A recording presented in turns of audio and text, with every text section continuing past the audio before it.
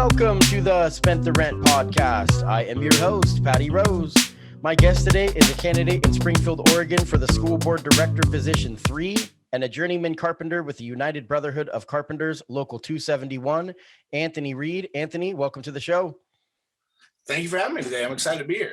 Yeah, it's really cool to get to chat with you. This is part 2 of a 3-part series I'm doing today called Meet the Candidates.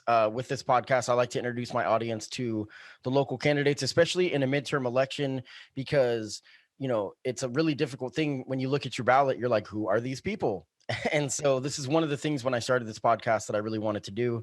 And so thanks again for doing this. You and I chatted last night, and I could tell that down the road, this will blossom into a really good friendship. So it's cool to meet you, and it's an honor to have you on the show.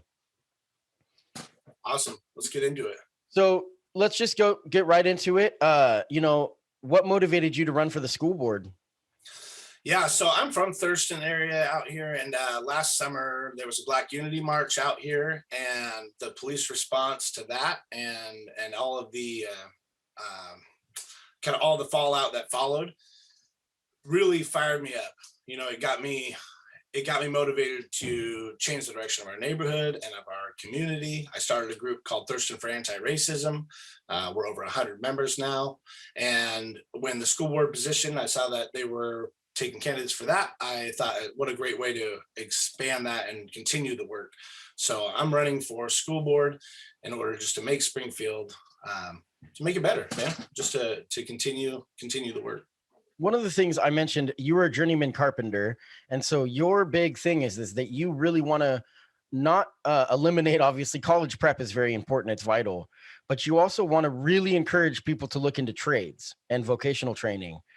So my question is, what do you think you bring to the table? But I think you can really expand on that, on why you think vocational school is so vital. Yeah, so you're right. The schools are, it seems like schools these days are focused on the college prep path.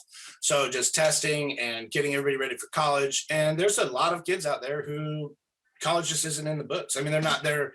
Either they don't want to go, or they just don't, they don't think it's an option, or don't have the grades for it. And let's be honest, I mean, it's true. The college isn't for everyone. And so having an alternative path, which would be, vocational training. So what I'm talking about, and really what I'm looking at as my vision, is a pre-apprenticeship program. And what that looks like is your junior and senior year, you could take classes that help you build your basic skills, learn industry standards, and get yourself prepared to go right into the workforce. And what that is you can come into the apprenticeship, and let's say we can get it to where you come in as a third-term apprentice. In my union, in the Carpenters Union, coming in as a third-term apprentice means you're getting $30 an hour.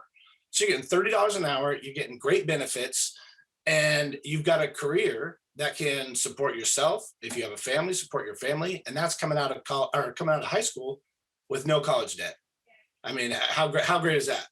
Yeah, and I think it's really important to get people pushing different things on a board, so this is something that most people are going to be all about, testing in college and all that kind of stuff. And I think that you bring something really, really unique to this conversation, especially in Springfield. There's so many people that are going to love this.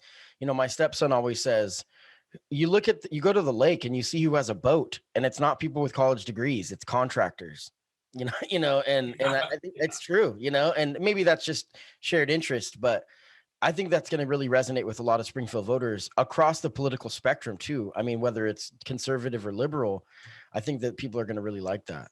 Yeah, so I want to touch real quick before while we're talking about that, is that I was having a discussion recently, and as far as the college prep course goes, we're not even doing great in that.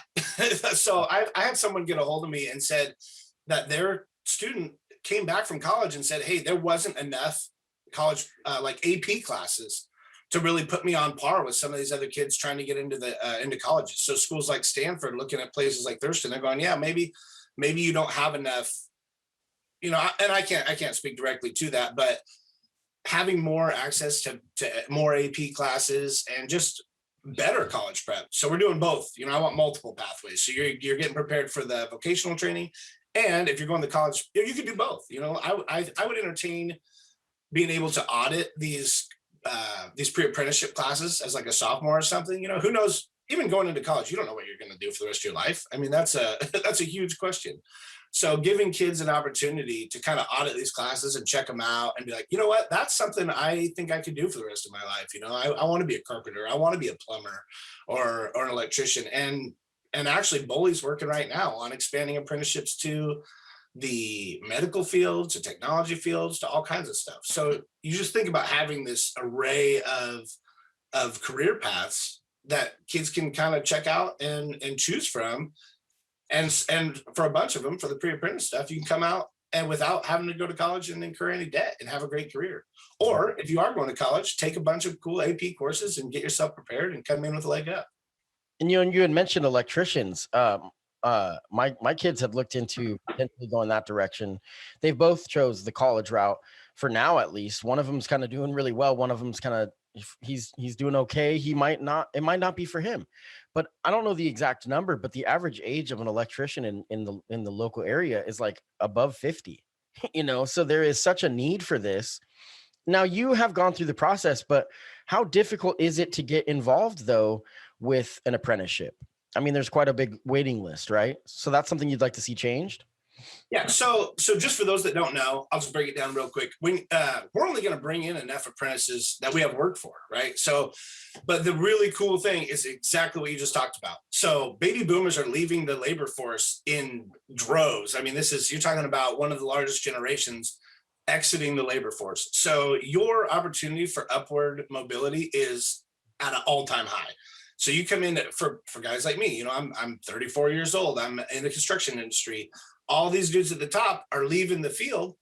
Somebody's got to step up and take those positions. Well, as they're moving up, we need apprentices coming in. So you're right. It is kind of difficult to get in because we're only going to take in people we have jobs for. You're not going to take in 1 million apprentices with 100 jobs or 1,000 or 10,000 jobs available, right? You're only going to bring in people you can put to work. And so the benefit for us is that we've got 5 journeymen retiring for every 1 apprentice that we graduate. That means we need more apprentices. That means that there's a great need for apprentices, which means we can bring them on board. This is a great time to introduce something like this, is when we need to replenish the ranks, and what better way to replenish the ranks than to have people that, graduates that are going to have experience in these classes come in with some knowledge and be ready to get to work, and fill a need in our community to literally build the community, literally build it. So now what was your process of getting involved to become a carpenter? So when I got in, I was working in the mills. I was working at a plywood mill in the area, and I went to an informational meeting about the union, and I listened to what they had to say, and I thought it sounded great. So I signed up for an interview. They did a ranked interview, so they rank you on 0 to 100, and you have an interview with some people from the union and with a contractor. And so I did my interview. I got 100 out of 100, which put me, near the top of the list of getting ready to be put to work. I still had to wait 6 months.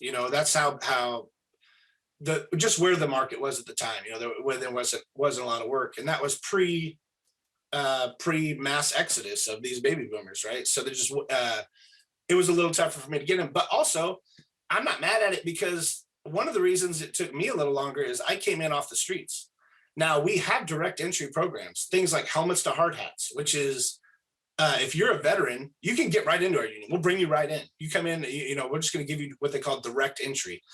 Same with Job Corps. There's other programs that we prepare people, and then they can come in with direct entry. And that's what I'm talking about to get into the schools. It's a direct entry program. So people that are coming off the streets, let's say you tried something that didn't work and you want to change your career and become a carpenter apprentice, you're going to have to go on a list behind veterans and behind, people that have done the training to get in, which to me, it makes sense. It makes sense. We're going to bring in the people that deserve to be brought in first. And I think that could be our graduates, and Springfield could be a leader for this, for not just our state, but for the whole country, set a precedent and show people how it works, and that it does work. Yeah. I had kind of an interesting experience in high school where I started at Springfield High, and then I transferred and graduated from South. Right. And so when I was at Springfield, they still had wood shop and auto and, that kind of stuff. And so, it was always interesting to me because I don't know if that still exists. I got to be honest. I'm not sure if that's still there because I graduated 20 years ago. I know funding is a big part of it, but it was kind of like Springfield was more focused towards career jobs, whereas, South was focused on college prep.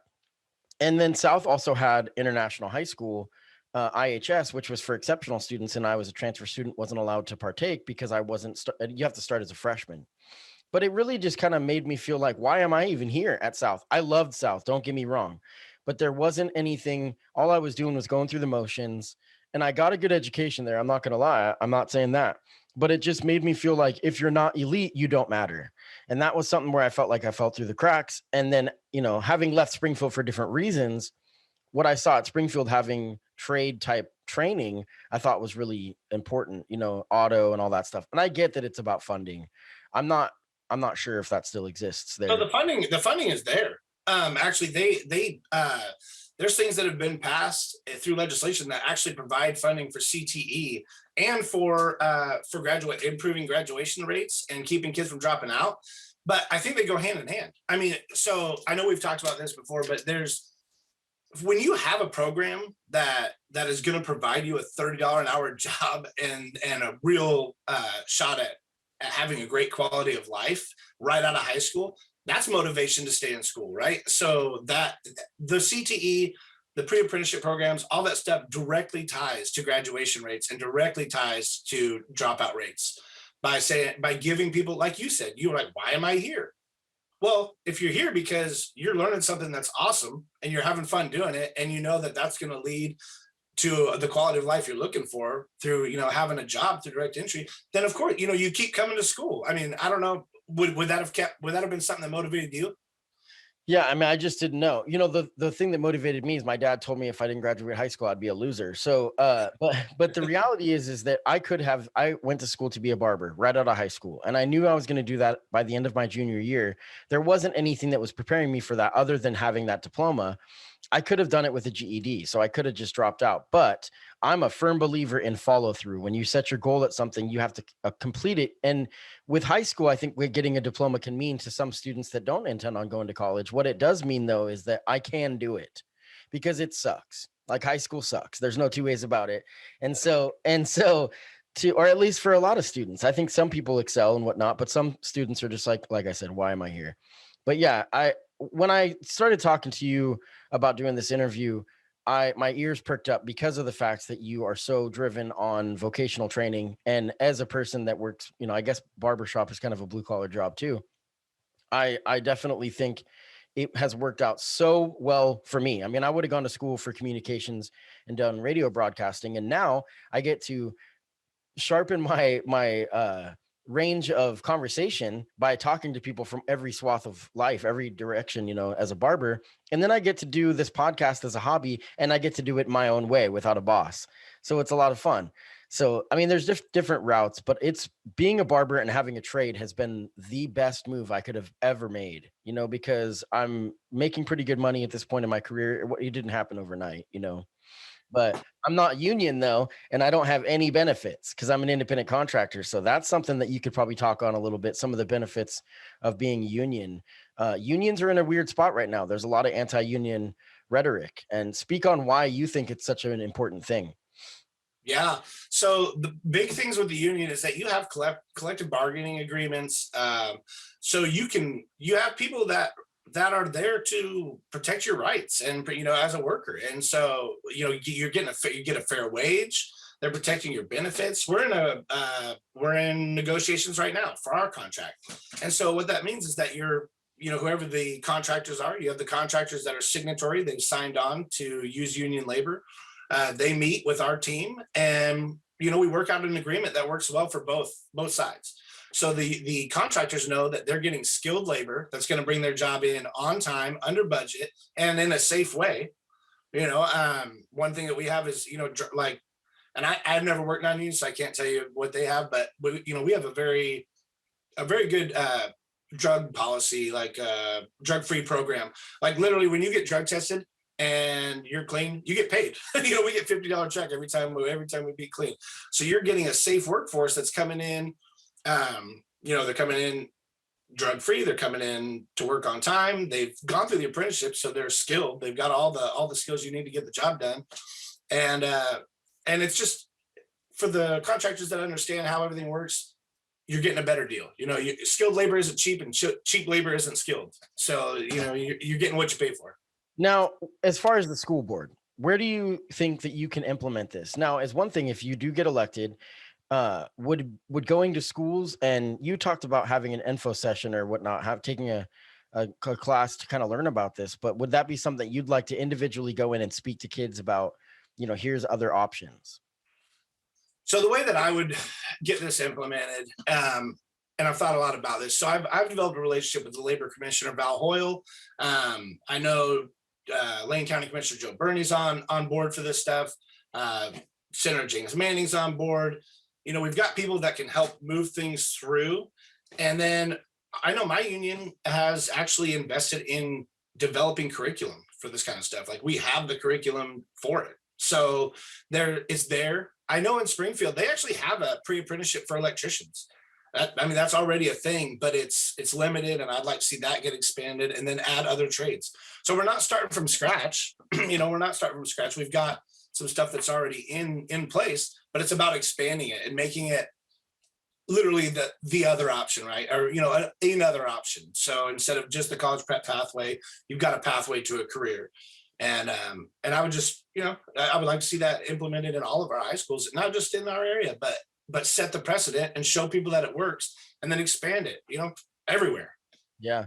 So you had mentioned at the beginning of this, what motivated you to run for the school board was the events that you had witnessed in the Thurston area with the Black Lives Matter protest, and then the reaction from the police, the imbalanced reaction. And I've talked about that at length on this show. I want to know, what are some ways that you think local schools can create equity for marginalized students? Yeah. And it's huge right now. And it's always been huge. I don't want to say right now. It's, equity's been something that we've been battling since the beginning of time. And so for Springfield schools, one thing I've noticed is just doing my research headed into this job is, we've got I want to say, don't quote me exactly, but we've got about a 24% Hispanic population in our schools. And so when I see the school board, everything's in English. It's if you want to get parent involvement, if you don't speak English, it's really tough to come to the meetings and hear this information. So it's some way to get it translated. Equity, not just racial equity, but equity as far as not everyone has the internet. So, you're not just email, if you're emailing is the only way you're getting information out to parents, what about those families that don't have the internet? We need to have, and I'm sure, and I'm not going to say that they don't already have this stuff, because I'm not in every school and I'm not on the board yet, but it would be a priority of mine to make sure we're getting paper copies out to families that want it, getting the information out, however we need to get it out to the families that want it and that need it. So I know we get caught up in, and rightfully so, in racial equity, racial, sex, LGBTQ, all the equity that's on the forefront, but there's also economic equity. Absolutely. And so getting out to people that need the information. However, so when I say equity, what I mean is, to me, it means meeting people where they're at to get them where they need to be. That's the simplest way I can explain it. So if someone needs more resources, or students need more resources, we get it to them to get them where they need to be. If you're doing great, as with the basic set of what we're giving you, and you're already excelling, great. We can take some resources and give them to get those other kids up where they need to be. So equity is about bringing a balance by putting the assets where they need to be. Absolutely. Now, what would you like to see changed with how education is being ran in Lane County? I know testing is something that you kind of have a opinion on. Yeah. So right now with state testing, there's several school districts across the state and across the country that are opting out of it. I know. So the Oregon Trail schools asked the feds. They said, "Hey, can we opt out of state testing this year because of the situation?" The feds said no, and they said, "Okay, thanks. We're going to do it anyways." Which I thought was awesome. It was a mic drop moment for that school district, right? So, and I would love to see that for all school districts. I know that the school board in Springfield has already voted and put through, I want to say it was 2018. It was either 16 or 18. They put through a vote that recommended opting out of state tests, which gave the teachers and parents, a tool that says, hey, our school board is not even for this state testing. I get that we need to have some kind of metric to compare schools, right? See where we're at, see how we're doing. I mean, how else are you gonna know where you're at? Well, there's other options. You can do, if you have a rubric for testing that everyone uses, you can do project-based learning, keep portfolios, whatever. I know there's people out there a lot smarter than me that are working on this stuff and can come up with a way to figure out where our kids are at comparatively without putting them in front of these, these standardized tests, which are inherently biased. They're written. Anyways, I don't want to get too much into that, but specifically this year, no, I don't want to put kids back in front of computers after they've been online school for so long. Get back to school, get right back in front of a computer and do testing that literally isn't going to do anything to help us right now. Right. Let's focus on mental health. So let's talk about the pandemic. Then, this is going to be something in moving forward that's going to be a huge job for the school board, is to look at it. I know for me as a parent, and our kids are out of high school now, but with the pandemic, my viewpoint changes almost daily on what I think is the right move for putting kids back into school. What was the process like for you? You also have children. What was the process for you in the last few months, specifically towards today? And how has your view changed on how you look at getting kids back into in-person learning? Yeah. So a little background on me. My partner is also a teacher. She teaches in the Bethel School District. So I'm looking at it from a student perspective. I'm looking at it from a teacher's perspective. And the number one thing is safety. I mean, of course, I want our kids back in-person learning, having the social interactions, the mental health aspect of it is huge. I'm blessed. My kids are very close in age. So my sons have their best friend at home with them. Not every kid has that, so the mental health aspect is huge. Getting the kids back to school, getting them in person, getting them back to the community environment. But the number one thing is safety. I mean, just making sure that we're going back. I know there's schools that as soon as they got back, you got COVID cases. You're having to take your cohort and quarantine back out of school. So when we send them back, if you're doing online and you're doing, or a hybrid or whatever you're doing, it's just tough. There's no easy answer for any of this stuff, but the number one priority for me is just safety of our kids. So whether that means getting resources to get more PPE or, develop different ways for the kids to get around the schools, that's safer, just making sure that none of our kids get sick and nobody dies. That's the number one priority, right? Sure. Now, what is the best way for people to learn more about your campaign, and what can we do to help? Yeah, so you can go on. We have a website in development right now, but I'll be completely honest with you. When I signed up and ran for this, I had no idea the level of which we were going to have to campaign at. So we're playing catch up, but we're doing great. You can find me on Facebook. Anthony Reed for Springfield School Board is our page on there. You can contact me directly if you have any questions and or anybody wants to talk to me more. You can email me at the vote, the number 4, Anthony, the number 21 at gmail.com. So vote for Anthony 21 at gmail.com. And I'm happy to entertain questions from anybody. I'm very accessible. Yeah. You can also message me on the Facebook page. I'm here to talk to anybody that wants to talk. I know that I've reached out to you over the last week trying to kind of get everything ready for this interview, and you respond very fast. So that's good to see. And I want to say that a lot of the candidates, or a lot of the people in office in Springfield, are extremely accessible. And it's been really cool to see and learn with this podcast. I've created some great networking opportunities, and I have conversations with Mayor Sean Van Gordon at least once a month. And we talk about college football video games, but still we have great conversations, and it's just really cool to see what is happening in our community. I'm glad that you took the motivation from what we saw this last summer, that I'm not going to let other people do this. I want to step up and be a part of the conversation. And I think that's really huge. So yeah, I really am very interested in what you're talking about with the vocational prep training. I think it's really vital. Now, again, I don't think that we're not saying don't go to college. We're saying find what's right for you. And I think choice is really important for students, moving forward into adulthood. And so I'm excited to have you on on the board. It's going to be cool to see how this goes. There's some pretty hotly contested races, which is why I chose to have you on the show. You're running a tough campaign, and like you said, these are quick turnarounds. This is something that you started running a couple months ago, or a couple weeks ago, really. So that's why I wanted to have you on the show, to kind of at least get people aware of who you are, and they can learn more about you. So tell us again the Facebook page, but the link will be in the show notes. But tell us one more time the Facebook page. Yeah, so you can find me on Facebook. We've got a page. It's Anthony Reed for Springfield School Board, and I'll keep all my updates, endorsement announcements, what's going on, volunteer opportunities, all that stuff will be on there, so you can follow along and also reach out to me on there. Ask questions, make comments, and I will get back to you. Whatever your concerns are, or you can email me at voteforanthony21@gmail.com. Awesome. Well, Anthony Reed, it's a treat to get to chat with you. I look forward to, building a blossoming friendship, like I had said before.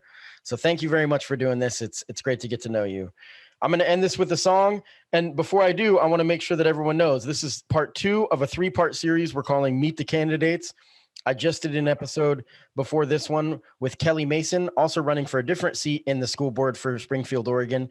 And so make sure that if you're listening to this or you're watching this, make sure you click around, go to STRPOD.com to find links to the other episodes, because this is a 3-parter. We're doing 3 episodes of opportunities to meet some of the candidates that'll be on your ballot. And then next week, I'm going to be sitting down with Chris Wigg, the chair of the Democratic Party of Lane County.